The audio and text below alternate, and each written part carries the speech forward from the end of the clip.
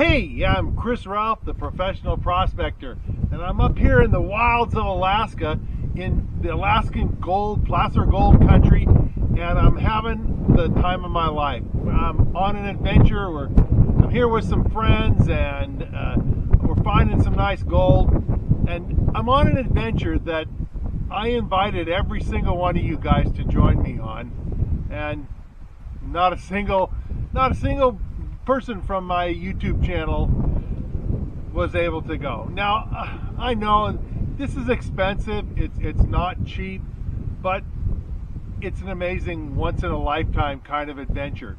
And I hope that you get a chance to do it sometime, to come up to the north of Alaska and find your own gold and check out some gold mining and do some exploring around. I'm having a great time. I'm using my metal detector. I'm using, on this trip, the Gold Monster 1000 by Minelab. I've done some videos on it in the past. You might want to watch some of those because they're pretty good. Tells you about this detector. But this is a detector that's really great for small gold. And in this particular district where I'm at, most of the gold is on the small side. Now, they have found nuggets here up to almost 2 ounces. But the bigger nuggets are just kind of rare, and there's a whole lot of little tiny gold. So I'm using this detector to go after the little tiny gold. I'm also going to take some time and show you a real Alaskan mining operation. You know, there's a lot of small-scale mining operations in Alaska where they still mine placer gold and still produce some real nice gold and nice rich gravels. It really is someplace special. You know, there is no equivalent of this in the lower 48. There really isn't. I've been up here several times. This is actually my 4th trip out for prospecting in Alaska, and every single one of them, including this one, have been just really a great time. Now I'm going to show you a little bit about my detecting, and I'm going to show you a little bit about the mine operation. I think you can kind of see from behind me some of the gravels and that sort of thing. This here was the site of a mine that produced more than 10,000 ounces of gold, just in the immediate area. They operated at a really large scale with a lot of trucks and a lot of bulldozers, a lot of front end loaders, and they were just really moving the gravel. They had a big trommel and just really produced a whole lot of gold. So I'm going to kind of give you a tour around and let you see some of the different sites and some of the different things here, and show you some of the equipment and get you used to maybe a virtual situation where you're having some share in the adventure of coming out to the Alaskan wilderness. Another thing I wanted to show you about this huge operation that they had here was the sluice box. Look at this thing. It's gigantic, and it has 5 lanes across, each lane with its own individual set of riffles and other material to capture the gold, but all running at once. And imagine the huge amount of water that it would take to run, you know, a couple inches deep in each of these 5 runs of this sluice box system. It's just amazing. And you'd say, well, it'd take a huge amount of water, and yeah, just behind me on the other side of the camera is a couple of really huge ponds that they would need to run the water through this, because of course the material came through here. They have a first pond that's like a settling pond that captures the silt and sand and that kind of stuff, and then a larger pond that's the water that they recycle out of. And so, like I say, it was a really huge operation. Now, I've checked, and they cleaned this out really thoroughly, because if there was anything more than just a tiny trace of black sand left, you know, if there was some corners and crevices where there was still a little bit of concentrate hiding in here, well, I'd get in there and take a sample or two and pan that out. But I'm a little late. It's already been done. Now, you might ask, hey, how long ago was this? I mean, was this an operation from the 1920s or 30s or 40s, something like that? And no, this huge operation actually took place here in Alaska only about 10 years ago, and then like 2012. So it was a really huge operation, and you can see from the sluice box thing that they have here just how big it really was. And when I tell you that it produced more than 10,000 ounces, seeing something like this, you could probably believe it. So the giant thing behind me, that actually was their grizzly, where they fed in material and washed off the bigger rocks and rejected them, and then the smaller stuff went into that sluice box. But you know, you see it way up in the air like this. There's a big ramp over there, and it was installed up against a big ramp so that you could drive a bulldozer or front end loader to feed the thing. It didn't require a flying bulldozer to run it. But now, since it's been pulled away from the ramp, it looks kind of funny just sticking way up in the air like that. But you have the height like that so that when material comes off of it, you get the finer gravel that you want. You want it to be able to flow by gravity, to drop by gravity into the system where you have your sluice boxes and that sort of thing.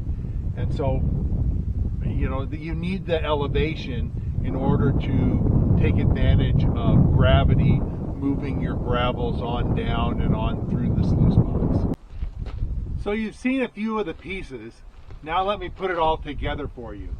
Over there is the ramp, and that was where the big grizzly was installed, where they sorted and took the big boulders and large cobbles that they don't need to run through the sluice, and they actually washed it off. So, you know, if you're thinking, well, what about the gravel that adheres to all those cobbles? They washed it off in the grizzly. All the finer stuff then dropped down and went into the sluice box, and then the two ponds that you can see behind me, the first pond is the settling pond where the gravels and stuff go, and eventually, of course, they have to remove the gravels out of there. And then the second pond is the water pond, where you also get some settling in there because mud settles out. But the first pond captures the sand and gravels that you're actually processing for gold. And then you can maybe see a little bit over here. There's some piles, and there's more that you can't see that's just out of the camera. There's big piles of all the large cobbles that came off the grizzly, you know, the stuff that was too large to put into the sluice box, and then they took that stuff and stacked it over here. So that's basically your simple operation. You feed into a grizzly and sort out the bigger rocks and cobbles, wash them off to get any gold that's adhering to them off, and then run it through your sluice box, like that giant sluice box I showed you.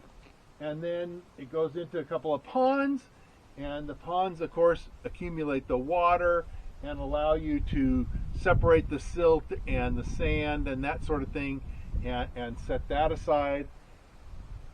And that's just basically how it is. Now, this operation had a large trommel that was part of it, so it went from the grizzly into a trommel and then into the sluice box.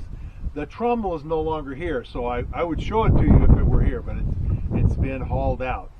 What remains is the grizzly and the sluice box that I showed you, the ramp, the ponds, that sort of thing. But it's a simple operation.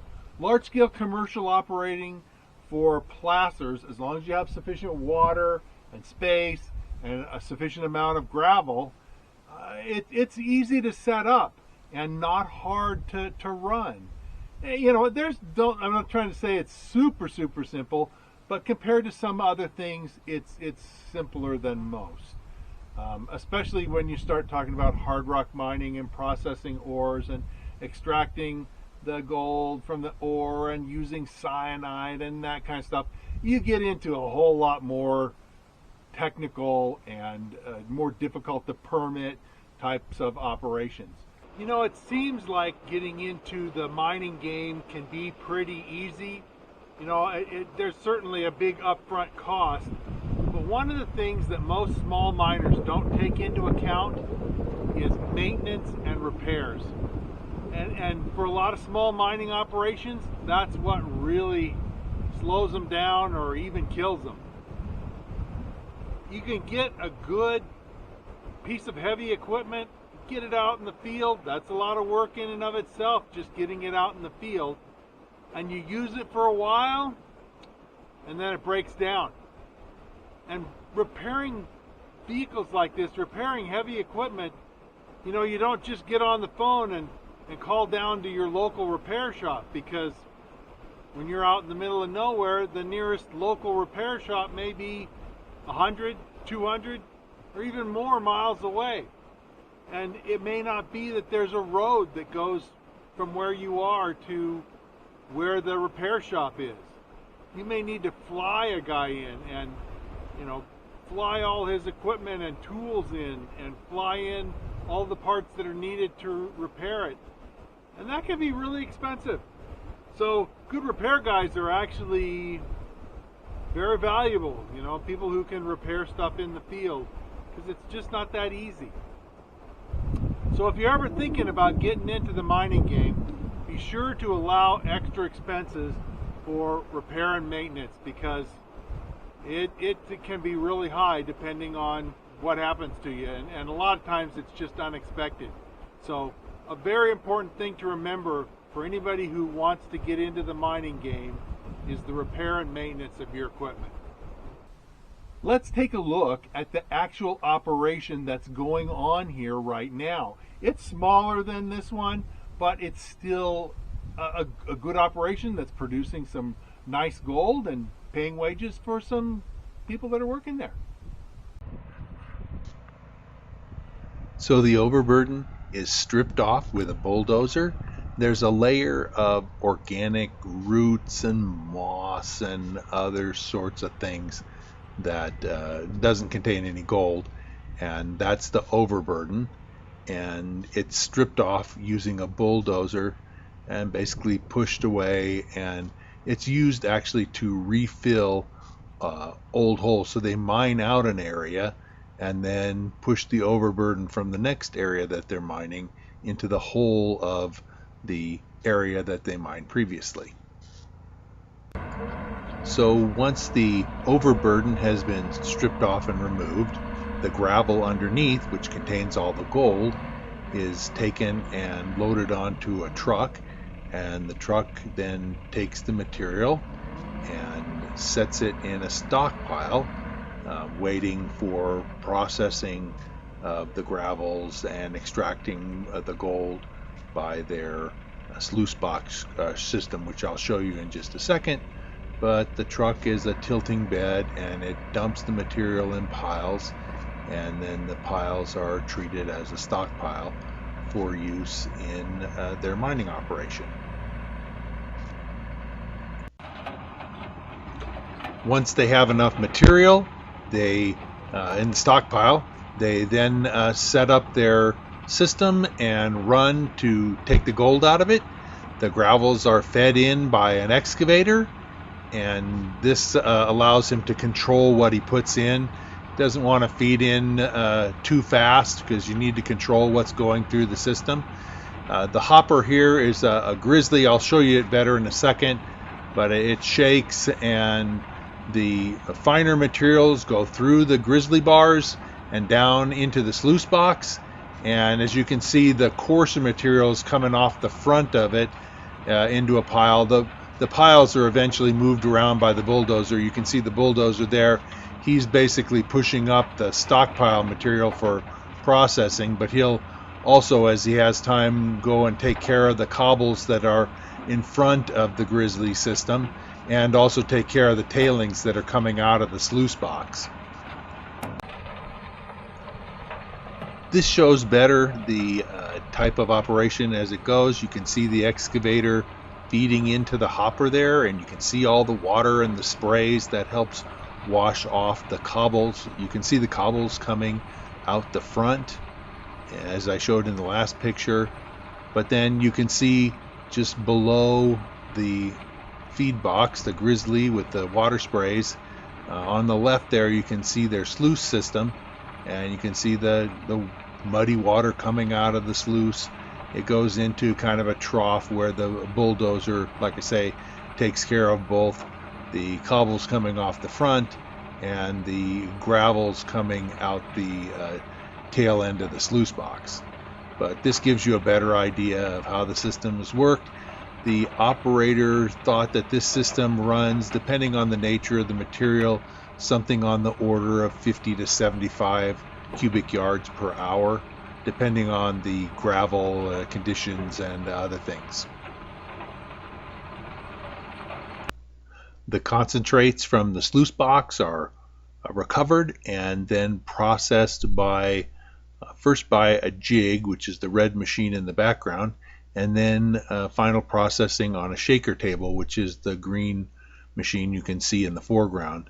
The black sand rolls off to the side, and then you can see the gold rides high and goes right down the inner part of the machine. You can see the lines of the gold going from one end, the end near to the camera, all the way to the far end where they're collected in a special port for collecting the gold that comes off the machine. It's basically this shaker table is two tables in one. You got the same process on both sides of the machine, where you're collecting the gold and taking out the black sands, and more or less equal amounts of gold and black sands come off on each side, and then it's separated and the gold is recovered.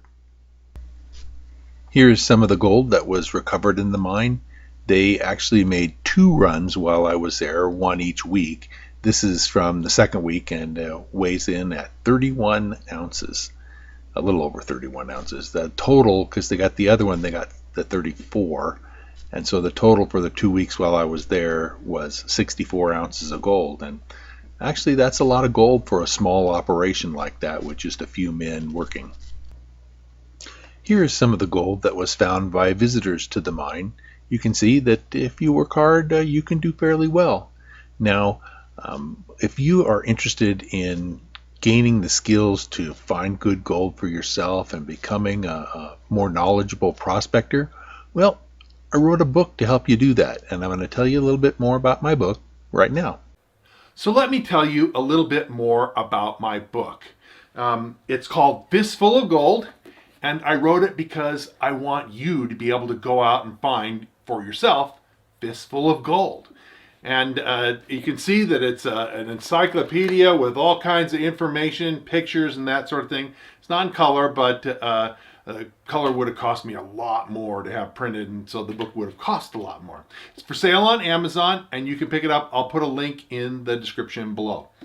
I also serve as the editor for a prospecting magazine. It's ICMJ's Prospecting and Mining Journal. And honestly, you should check that out. We got stories and information, legal stuff, everything you know to increase your skills as a prospector. I write articles in this every month, and a lot of other very experienced prospectors contribute to the magazine as well. So check the magazine out.